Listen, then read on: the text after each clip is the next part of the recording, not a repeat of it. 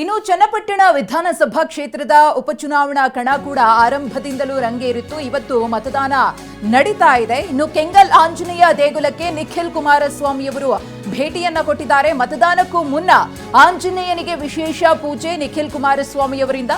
ರಾಮನಗರದ ಕೆಂಗಲ್ ಆಂಜನೇಯ ದೇವಸ್ಥಾನಕ್ಕೆ ನಿಖಿಲ್ ಭೇಟಿ ಗಮನಿಸ್ತಾ ಇದ್ದೀರಿ. ವಿಶೇಷವಾಗಿ ಅರ್ಚನೆಯನ್ನ ಕೂಡ ನಿಖಿಲ್ ಕುಮಾರಸ್ವಾಮಿ ಮಾಡಿಸಿದ್ದಾರೆ. ಮೂರನೇ ಬಾರಿಗೆ ಚುನಾವಣಾ ಕಣದಲ್ಲಿದ್ದಾರೆ. ಈ ಬಾರಿಯಾದರೂ ಮತದಾರರು ಕೈ ಹಿಡಿತಾರೆ ಅನ್ನೋ ನಿರೀಕ್ಷೆಯನ್ನ ನಿಖಿಲ್ ಕುಮಾರಸ್ವಾಮಿ ಇಟ್ಕೊಂಡಿದ್ದಾರೆ.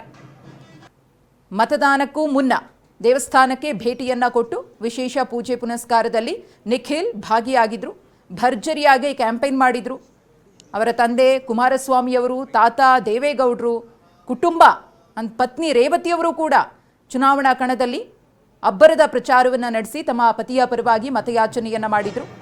MP ಎಲೆಕ್ಷನ್ನಲ್ಲಿ ಸೋಲನ್ನು ಕಂಡ್ರು, ಮತ್ತೆ MLA ಎಲೆಕ್ಷನ್ನಲ್ಲಿ ಸೋಲಾಯಿತು.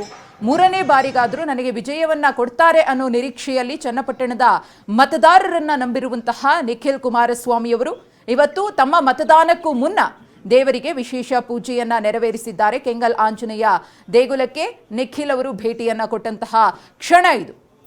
ಚನ್ನಪಟ್ಟಣ ವಿಧಾನಸಭಾ ಕ್ಷೇತ್ರ ಬಹಳ ಹೈ ವೋಲ್ಟೇಜ್ ಕ್ಷೇತ್ರ. ಕಾಂಗ್ರೆಸ್ ವರ್ಸಸ್ NDA ಅಭ್ಯರ್ಥಿ ಯಾರಿಗೆ ಮತದಾರ ಒಲವನ್ನ ತೋರ್ತಾನೆ ಕಾದು ನೋಡಬೇಕಿದೆ. Yogeshwar versus Nikhil.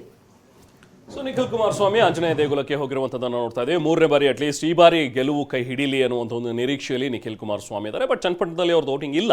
But voting ಪ್ರಕ್ರಿಯೆ ಈಗಾಗಲೇ ಆರಂಭವಾಗಿದೆ. ಬಟ್ ಅಭ್ಯರ್ಥಿಯಾಗಿರುವಂಥ ನಿಖಿಲ್ ಕುಮಾರಸ್ವಾಮಿ ಅಲ್ಲಿ ಇಲ್ಲ ಅವರ ಒಂದು ವೋಟಿಂಗ್. ಬಟ್ ಈಗಾಗಲೇ ಬೇರೆ JDSನ ಕಾರ್ಯಕರ್ತರೆಲ್ಲರೂ ಕೂಡ ಹೋಗಿ ಮತಗಟ್ಟೆಗೆ ವೋಟಿಂಗ್ ಮಾಡ್ತಾ ಇರುವಂಥದ್ದನ್ನು ನೋಡ್ತಾ ಇದ್ದೀವಿ. ಜೊತೆಗೆ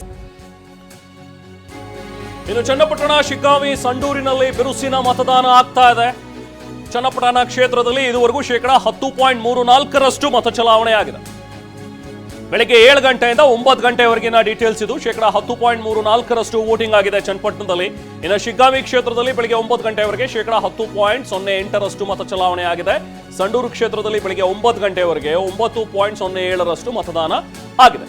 ಮೂರು ಕ್ಷೇತ್ರಗಳಲ್ಲಿ ಮತ ಚಲಾವಣೆಯ ಒಂದು ಪ್ರಮಾಣವನ್ನು ಗಮನಿಸ್ತಾ ಇದ್ದೀವಿ. ಹತ್ತತ್ರ 10%, 11%ನಲ್ಲಿ ಮತ ಚಲಾವಣೆ ಆಗಿರುವಂಥದ್ದನ್ನು ನೋಡ್ತಾ ಇದ್ದೀವಿ. By election, ಉಪಕದನ. ಸೊ ಹಾಗಾಗಿ ಇವತ್ತು ವೀಕ್ ಡೇ ಬೇರೆ, ಬಟ್ ಆ ಭಾಗದಲ್ಲಿ ಈಗಾಗಲೇ ರಜೆಯನ್ನು ಕೊಟ್ಟಿದ್ದಾರೆ, ಯಾಕಂದರೆ ಮತದಾನವನ್ನು ಮಾಡಲಿ ಅನ್ನುವಂಥ ಒಂದು ನಿಟ್ಟಿನಲ್ಲಿ.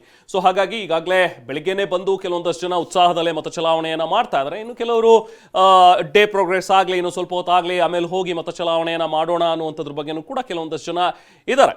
ಯಾಕಂದರೆ ವೆದರ್ ಕೂಡ ಒಂದು ಸ್ವಲ್ಪ ಮಳೆ ಬರುವಂಥ ಒಂದು ನಿರೀಕ್ಷೆಗಳಿವೆ. ರಾಜ್ಯದಲ್ಲಿ ಕೆಲವೊಂದು ಭಾಗಗಳಲ್ಲಿ ಮಳೆ ಆಗುತ್ತೆ ಅನ್ನುವಂಥ ಒಂದು ಸೂಚನೆ ಇದೆ. ಸೊ ಅದೆಲ್ಲವನ್ನೂ ನೋಡಿಕೊಂಡು ಆದಷ್ಟು ಬೇಗ ಮತಗಟ್ಟೆಗೆ ತೆರಳಿ ಮತ ಚಲಾವಣೆಯನ್ನು ಮಾಡೋಣ ಅನ್ನುವಂಥದ್ದು ಕೂಡ ಕೆಲವೊಂದು ಕಡೆ ಕಂಡು ಬರ್ತಾ ಇದೆ. ನೋಡಿ, ದೃಶ್ಯಗಳಲ್ಲಿ ನೋಡ್ತಾ ಇದ್ದೀವಿ. ಒಂದಷ್ಟು ಜನ ವೃದ್ಧರು, ವಯಸ್ಸಾಗಿರೋರು ಬೆಳಿಗ್ಗೆನೆ ಬೇಗ ಹೋಗಿ ಮತ ಚಲಾವಣೆಯನ್ನು ಮಾಡಿ ಬಂದ್ಬೇಡ, ಯಾಕಂದರೆ ಸರತಿ ಸಾಲು ಕೂಡ ಉದ್ದ ಇರುತ್ತೆ, ಅದಾದಮೇಲೆ ಹೋದರೆ. ಸೊ ಹಾಗಾಗಿ ಬೇಗನೆ ಹೋಗಿ ಮತ ಚಲಾವಣೆ ಮಾಡೋಣ ಅನ್ನೋ ರೀತಿಯಲ್ಲಿ ಸೊ ಈಗ ಮತದಾನದ ಪ್ರಕ್ರಿಯೆ ಬಿರುಸನ್ನು ಪಡ್ಕೊಂಡಿರುವಂಥದ್ದನ್ನು ನೋಡ್ತಾ ಇದ್ದೀವಿ.